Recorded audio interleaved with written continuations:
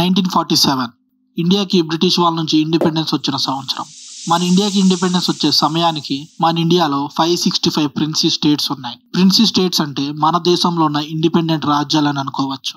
Example, Nizam rule చేసిన Hyderabad state లాంటివి. ఎప్పుడైతే మనకి ఇండిపెండెన్స్ బ్రిటిష్ గవర్నమెంట్ ప్రకటించిందో అప్పుడు ఈ ప్రిన్సీ స్టేట్ కి బ్రిటిష్ గవర్నమెంట్ ఒక వెసులుబాటు కల్పించడం జరిగింది. అదేంటంటే ఇండిపెండెన్స్ వచ్చే సమయానికి యునైటెడ్ ఇండియాలో ఉన్న 565 ప్రిన్సీ స్టేట్ కి వాళ్ళకి నచ్చిన కంట్రీలో మెర్జ్ అయ్యే అధికారాన్ని వాళ్ళకే ఇవ్వడం జరిగింది. అంటే ఇండియాలో కలవాలనుకున్న రాజ్యాలు ఇండియాలో కలవచ్చు, అలానే పాకిస్తాన్ లో కలవాలనుకున్న రాజ్యాలు పాకిస్తాన్ లోనే కలవచ్చు. ఒకవేళ ఏ దేశంలోని కలవడం ఇష్టం లేని రాజ్యాలకు ఇండిపెండెంట్ స్టేట్ గా ఉండే అధికారాన్ని కూడా బ్రిటిష్ గవర్నమెంట్ ఇవ్వడం జరిగింది. ఆ టైంలో మన ఇండియన్ గవర్నమెంట్ ముందున్న అతి ముఖ్యమైన పని ఏంటంటే ఈ ప్రిన్సీ స్టేట్స్ అన్నిటినీ ఒప్పించి మన ఇండియాలో కలిసేలా చేయాలి. దానికోసం Indian government deputy prime minister అలానే హోమ్ మినిస్టర్ అయిన సర్దార్ వల్లభాయ్ పటేల్ ని నియమించింది. ప్రిన్సీ స్టేట్స్ తో డీల్ చేసి వాళ్ళు ఇండియాలో మెర్జ్ అవుతున్నట్టు అగ్రిమెంట్ చేయించుకోవాలి. ఈ అగ్రిమెంట్ ఏ దేశం అయితే చేసుకుంటుందో ఆ ప్రిన్సీ స్టేట్ ఆ దేశానికి చెందుతుంది. ఈ విధంగా 565 ప్రిన్సీ స్టేట్స్ లో 562 ప్రిన్సీ స్టేట్స్ ఇండియాలో కలవడానికి అంగీకరించాయి. కానీ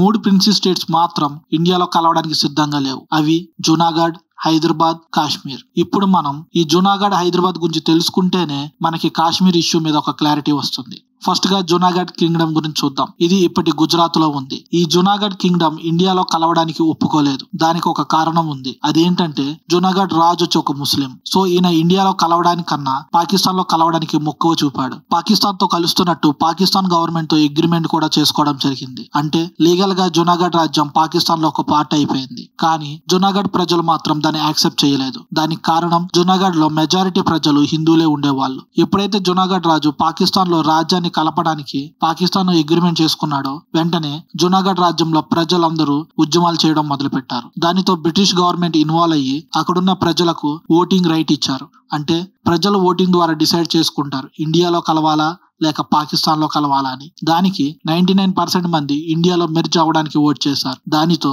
జునాగఢ్ ఇండియాలో కలవడం, ఆ ముస్లిం రాజు ఇండియా నుంచి పాకిస్తాన్ పారిపోవడం జరిగింది. ఇప్పుడు హైదరాబాద్ స్టోరీకి వస్తే నిజాం రాజులు హైదరాబాద్ స్టేట్ ని రూల్ చేసేవాళ్ళు. ఈ నిజాం రాజు హైదరాబాద్ స్టేట్ ని ఇండియాలో కలపడానికి ఇష్టపడలేదు. అలా అని పాకిస్తాన్ లో కలపడానికి కూడా ఇష్టపడలేదు. ఇండిపెండెంట్ స్టేట్ గానే ఉండాలని అనుకున్నారు. ఇలా ఉండడం వల్ల పాకిస్తాన్ కి పోయేది ఏమీ ఉండదు. కానీ మన ఇండియాకి మధ్యలో వేరే ఇండిపెండెంట్ కింగ్డమ్ ఉండడం వల్ల మనకి ఎన్నో ఇబ్బందులు ఉంటాయి. అందులోని ఇది నిజాములతో రూల్ చేయబడుతుంది. సో ఎనీ మూమెంట్ ఈ రాజ్యం వెళ్లి పాకిస్తాన్ లో కలిసిపోవచ్చు. అలా గానీ జరిగితే ఇండియా చాలా అంటే చాలా ఇబ్బందులు ఫేస్ చేయాల్సి వస్తుంది. ఇదంతా క్యాలిక్యులేట్ చేసుకున్న మన ఇండియన్ గవర్నమెంట్ హైదరాబాద్ స్టేట్ ని మన దేశంలో ఎట్టి పరిస్థితుల్లోనూ కలపాలని డిసైడ్ అయ్యారు. ఫస్ట్ గా నిజాం రాజుతో మన ఇండియన్ అఫీషియల్స్ కలిసి మాట్లాడడం జరిగింది. అయినా గానీ నిజాం రాజు ఒప్పుకోకపోవడంతో ఇండియన్ గవర్నమెంట్ హైదరాబాద్ స్టేట్ మీద యుద్ధం ప్రకటించింది. దాని పేరు ఆపరేషన్ పోలో. ఈ యుద్ధం 5 రోజులు జరిగింది. ఇందులో ఇండియన్ గవర్నమెంట్ గెలవడంతో హైదరాబాద్ స్టేట్ ని ఇండియాలో కలపడం జరిగింది. ఇక్కడ మీరు అబ్జర్వ్ చేస్తే బ్రిటిష్ గవర్నమెంట్ ఏదైతే రైట్స్ ఈ ప్రిన్సీ స్టేట్స్ కల్పించిందో అదే నిజాం రాజు ఫాలో అయ్యి ఇండిపెండెంట్ గా ఉండాలి అనుకున్నాడు. కానీ బ్రిటిష్ గవర్నమెంట్ పెట్టిన రూల్ కి వ్యతిరేకంగా ఇండియన్ గవర్నమెంట్ హైదరాబాద్ స్టేట్ ని ఆక్యుపై చేసుకుంది. అవును, కానీ దీనికి బ్రిటిష్ గవర్నమెంట్ ఏ అబ్జెక్షన్ పెట్టలేదా అంటే లేదు. ఎందుకంటే బ్రిటిష్ గవర్నమెంట్ కి తెలుసు ఇండియా మధ్యలో నిజాం రాజ్యం ఉండడం కరెక్ట్ కాదని. అలా అని నిజాం రాజ్యం మీద వార్ డిక్లేర్ చేయడానికి బ్రిటిష్ ఒప్పుకోలేదు. ఎటువంటి ఫోర్స్ యూజ్ చేయకుండా ఈ ఇష్యూని సాల్వ్ చేసుకోవాలని బ్రిటిష్ గవర్నమెంట్ చెప్పడం జరిగింది. కానీ ఇండియన్ గవర్నమెంట్ వేరే ఆప్షన్ లేక ఫోర్స్ యూజ్ చేసి హైదరాబాద్ స్టేట్ ని ఇండియాలో కలుపుకోవడం జరిగింది. ఒకవేళ జునాగఢ్ పద్ధతిలో ఓటింగ్ ద్వారా వెళ్ళినా గానీ హైదరాబాద్ స్టేట్ ఇండియాకే చెందుతుంది. ఎందుకంటే హైదరాబాద్ స్టేట్ లో హిందూస్ పాపులేషన్ ఎక్కువగా ఉండేది.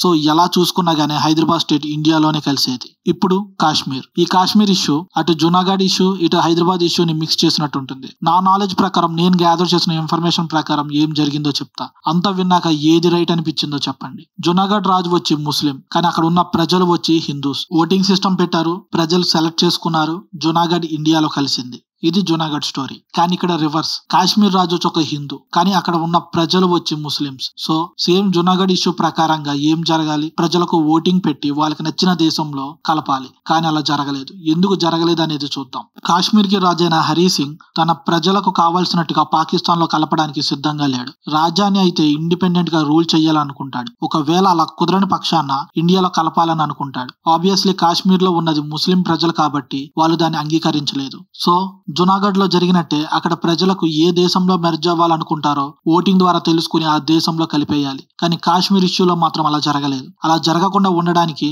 కాశ్మీర్ అలానే ఇండియన్ గవర్నమెంట్ అన్ని విధాలుగా ప్రయత్నించారు. ఎందుకంటే అక్కడ ఉన్నది ముస్లిమ్స్ కాబట్టి ఖచ్చితంగా పాకిస్తాన్ ని సపోర్ట్ చేస్తారు. అప్పుడు ఇండియా కాశ్మీర్ కోల్పోతుంది అని ఇండియన్ గవర్నమెంట్, అలానే కాశ్మీర్ రాజుకి ఎట్టి పరిస్థితుల్లో తన రాజ్యాన్ని కోల్పోవడం ఇష్టం లేదు. కానీ పాకిస్తాన్ గవర్నమెంట్ ఓటింగ్ కోసం అనేక విధాలుగా బ్రిటిష్ గవర్నమెంట్ మీద ఒత్తిడి తీసుకుని రావడం జరిగింది. బ్రిటిష్ గవర్నమెంట్ దీని మీద ఒక డిసిజన్ త్వరగా తీసుకోకపోవడంతో కాశ్మీర్ వాళ్ళకి దూరం అయిపోతుందనే భావనతో పాకిస్తాన్ కాశ్మీర్ రాజు మీద వార్ డిక్లేర్ చేసింది. పాకిస్తాన్ 10,000 మందితో కాశ్మీర్ మీద అటాక్ చేస్తుంది. కాశ్మీర్ రాజు తన దగ్గరున్న ఆర్మీతో ఈజీగా వీళ్ళని ఓడించగలడని భావిస్తాడు. కానీ తన ఆర్మీలో ఉన్న మెజారిటీ సోల్జర్స్ అందరూ ముస్లింసే. సో అందరూ ఒకసారిగా రివర్స్ అవడంతో కాశ్మీర్ రాజు ఒకసారిగా కాశ్మీర్ మీద గ్రిప్ కోల్పోతాడు. అయినా గానీ పాకిస్తాన్ కి ఎట్టి పరిస్థితుల్లో తన రాజ్యం దక్కకూడదని కాశ్మీర్ రాజు అయిన హరి సింగ్ ఇండియన్ గవర్నమెంట్ తో ఇండియాలో కాశ్మీర్ కలిపేస్తున్నట్టు అగ్రిమెంట్ చేసుకుంటాడు. ఎప్పుడైతే అగ్రిమెంట్ అయిపోతుందో కాశ్మీర్ ఇండియాకి భాగం అయిపోతుంది. వెంటనే ఇండియన్ ఆర్మీ కాశ్మీర్ చేరుకుని పాకిస్తాన్ ఆర్మీతో యుద్ధం స్టార్ట్ చేస్తుంది.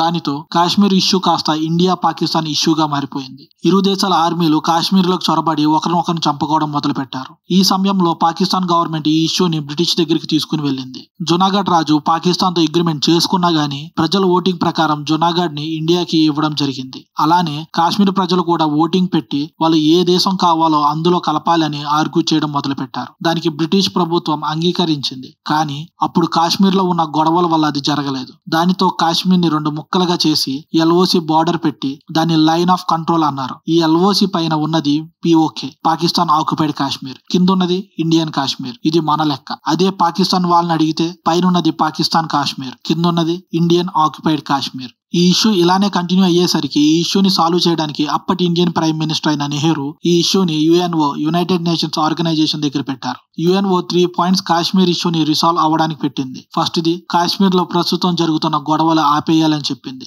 సెకండ్ ది కాశ్మీర్ లో ఉన్న ఇరు దేశాల ఆర్మీలు వెనక్కి వెళ్ళిపోవాలని చెప్పింది. దాని తర్వాత కాశ్మీర్ ప్రజలకు ఓటింగ్ పెట్టడం జరుగుతుందని, దాన్ని బట్టి వాళ్ళ నచ్చిన దేశాన్ని కాశ్మీర్ ప్రజలే ఎన్నుకుంటారని చెప్పింది. కానీ ఇక్కడ సెకండ్ పాయింట్ ఏదైతే ఉందో ఇరు దేశాల ఆర్మీలు కాశ్మీర్ నుంచి వెనక్కి వెళ్లాలన్న పాయింట్, అది ఇన్ని సంవత్సరాలైనా ఇంకా జరగలేదు. ఎప్పటికీ జరగకపోవచ్చు కూడా. ఈ లైన్ ఆఫ్ కంట్రోల్ అటువైపు పాకిస్తాన్ ఆర్మీ, ఇటువైపు ఇండియన్ ఆర్మీ ఎప్పుడు ఉంటూనే ఉంటారు. సో ఈ సెకండ్ పాయింట్ అనేది ఎప్పటికీ క్లియర్ అవ్వదు కాబట్టి third point Kashmir people voting అనేది జరగదు. సో ఈ ఇష్యూ ఎప్పటికీ క్లియర్ అవ్వకపోవచ్చు. ఇది ఇండిపెండెన్స్ అప్పటి నుంచి ఉన్న కాశ్మీర్ ఇష్యూ. ఇప్పుడు చెప్పండి, ఇందులో ఎవరు రైట్ ఎవరు రాంగ్?